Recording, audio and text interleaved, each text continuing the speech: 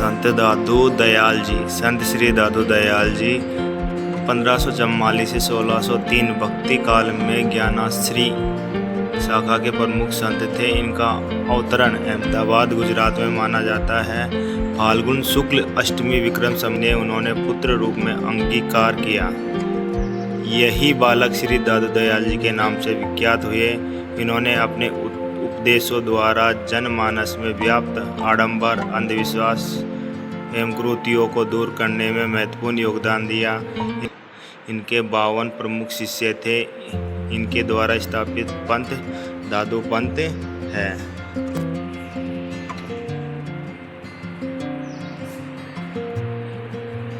यह संत श्री सुंदरदास जी।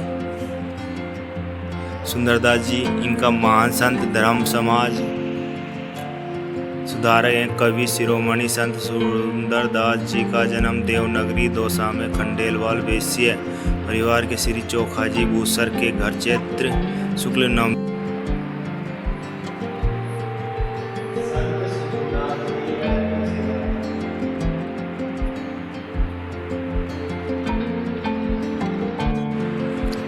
इसके बाद में है अपने गोधन का उद्धार किया। इन्होंने बेलों पर माल ले जाते बंजारे का एक दल प्यासे गोधन को पानी पिलाने की प्रार्थना लेकर संत दादू दयाल जी के पास आया। गोधन की व्याकुलता देखकर दादू दयाल जी ने मंत्रों का जाप किया। अचानक आकाश में बादल छाए और वर्षा होने लगी। गोधन पानी पीकर तृप्त हो गया। संत दादू दयाल जी ने ब्रह्म की सर्वव्यापकता का उपदेश देते हुए गोधन सहित वनजारों को जीवन मुक्त कर दिया। यह हमारे संत रज्जब अली जी। कौन? रज्जब अली जी। इनके बारे में है कि संत दादू दयाल जी के प्रधान शिष्यों में से एक थे। रज्जब जी का विवाह आमेर के प्रतिष्ठित परिवार में तय हुआ। रज्जब जी दूल्हे के वेश में थे। बारात आमेर माउंटे पर ठहरी हुई थी। पास में दादू दयाल जी एक आश्रम में ठहरे हुए थे। रज्जब जी ने दादू दयाल जी से मिलने की इच्छा प्रकट की। दादू दयाल जी के उपदेश से रज्जब जी अत्यधिक प्रभावित हुए और विवाह नहीं करने का संकल्प लिया। जीवन पर्यंत दूल्हे के वेश में रहे। इन्होंने वाणी की रचना करी। विक्रम संवत 1746 में नश्वर शरीर त्याग कर ब्रह्मलीन हो गए। संत श्री रज्जब अली जो किसके वेश में रहे थे? दूल्हे के वेश में। जीवन पर्यंत दूल्हे के वेश में रहे। इनकी प्रतिमा भी दूल्हे के वेश में ही है। यह सुंदरदास जी का जन्म। सुंदरदास जी का जन्म दौसा में चैत्र शुक्ल नवमी को हुआ था। विक्रम संवत 1653 1596 में हुआ था। इनके पिता का नाम चोखाजी भूसर था जो खंडेलवाल वैश्य जाति के थे। इनकी माता का नाम सती था जो आमेर के शोकिया परिवार की पुत्री थी। स्वामी दादू दयाल जी के प्रिय शिष्य जग्गा जी जो आमेर में इनके यहाँ भिक्षा लेने आए थे। संत की वाणी सुनकर जग्गा जी को भिक्षा देने आई और भिक्षा प्राप्ति के बाद जग्गा जी ने अपने पुत्र प्राप्ति का वरदान दिया। कहते हैं कि जग्गा जी को ही अपना देह त्याग कर सुंदरदास जी के रूप में अवतरित होना पड़ा। यह है सुंदरदास जी का जन्म विवरण। इसके बाद में सुंदरदास जी का नामकरण हुआ। ये सुंदरदास जी है।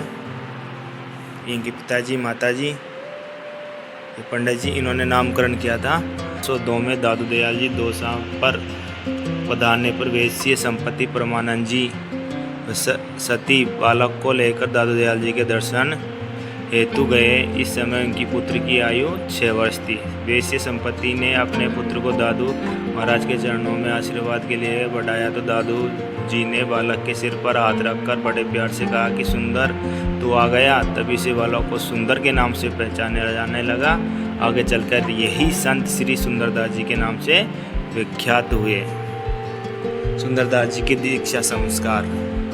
नामकरण के पश्चात सुंदरदास जी के सिर पर हाथ रखते हुए ने विधिवत अपना शिष्य बना लिया और जिस स्थान पर दादू जी ने सुंदरदास जी को गुरु दीक्षा दी वह स्थान दौसा में गेटोलाओ तीर्थ के नाम से विख्यात है।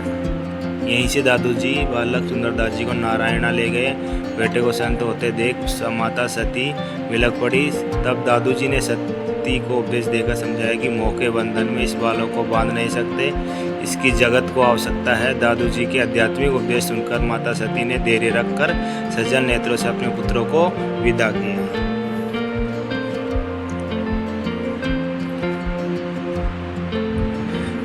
संत सुंदरदास जी की माता का मठ। संत सुंदरदास जी की जन्मभूमि बुसरों का बूढ़ा पुराना शहर दौसा। ये पुराना शहर क्या है? दौसा है। जन्म स्थली संत सुंदरदास जी की जन्म स्थली थी। ये मठ है सुंदरदास जी की माता सती का।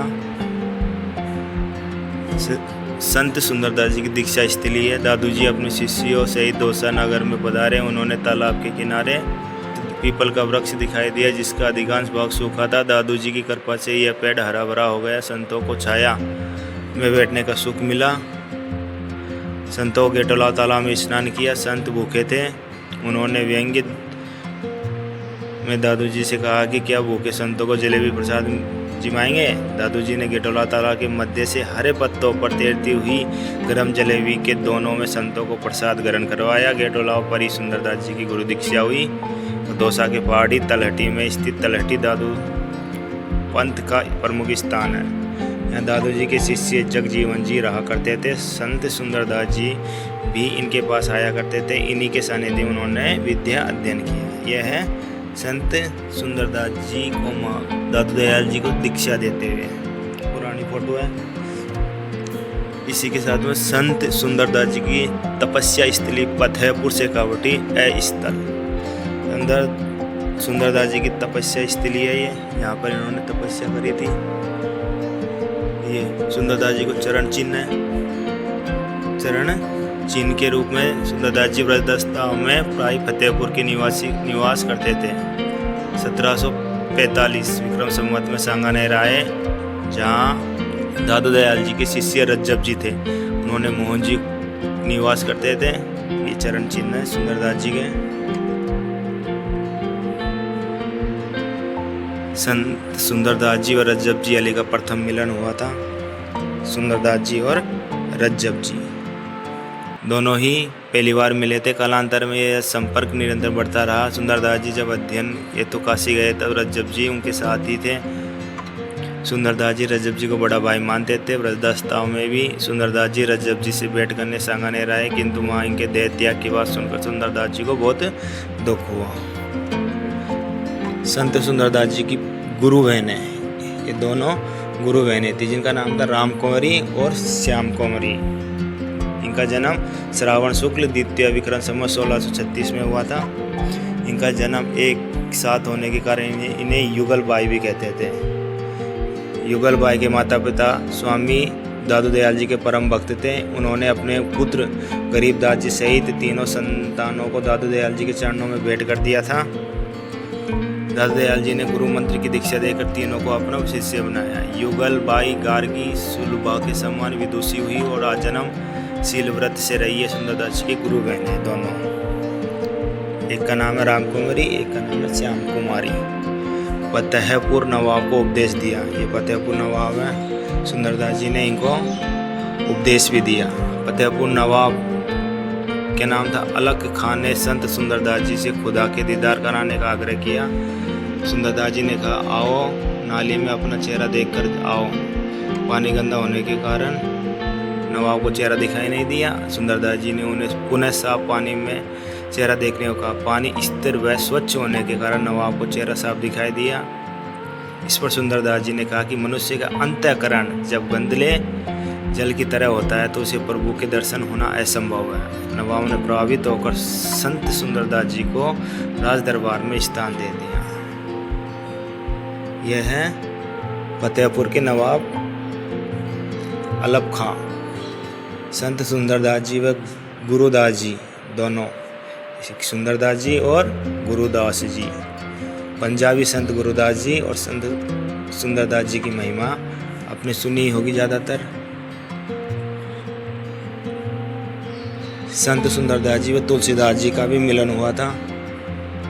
काशी गए थे जब रज्जत जी के साथ अध्ययन के लिए काशी गए सुंदरदास जी, और वहाँ 20 वर्ष तक रहकर विद्याधन के साथ साथ योग साधना महात्माओं की संगत का लाभ प्राप्त किया। वे काशी में 80 घाट के निकट रहते थे। यही गोस्वामी तुलसीदास जी से बैठ कर इन्होंने सत्संग लाभ उठाया।